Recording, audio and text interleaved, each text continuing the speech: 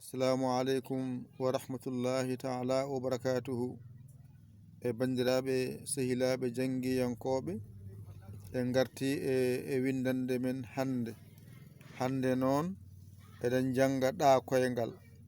Ɗo ko ɗa, ɗo ko ɗi, ɗo ko ɗu, ɗo ko aɗɗ mo kowal, aɗɗ mo sidda. Ay nani ɗa, ɗi, ɗu, aɗɗ, aɗɗ.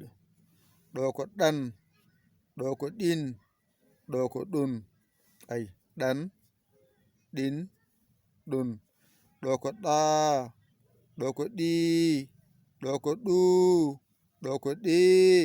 Ay ɗa, ɗi, ɗu, ɗi. Ɗa, ɗi, ɗu, aɗɗ mo kowal, aɗɗ mo sidda. Ɗan, ɗin, ɗun.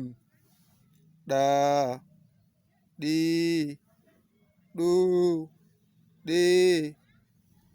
Ɗa, ɗi, ɗu, aɗɗ mo kowal, aɗɗ mo sidda.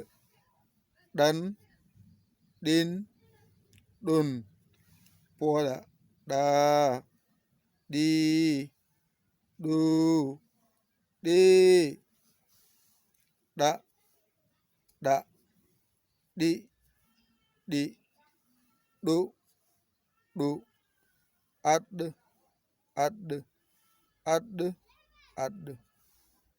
Ɗan, ɗan, ɗin, ɗin, ɗun, ɗun. Ɗa, ɗa, ɗi, ɗi, ɗu, ɗu, ɗi, ɗi. Ƴettu kuɗol ma e karnema mbañitoɗa janga ɗigga.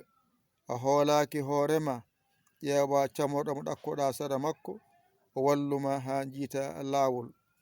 Allol ma ɗa koyngal nan ɗon timmi. Yo Allah wallu, yo Allah ren. Ko musidɗo mon giɗo mon almudo mon nder e bowal Yaya Ly, Kolal Sénégal. Alhamdulillahi rabbil alamina. On jarama, wassalam.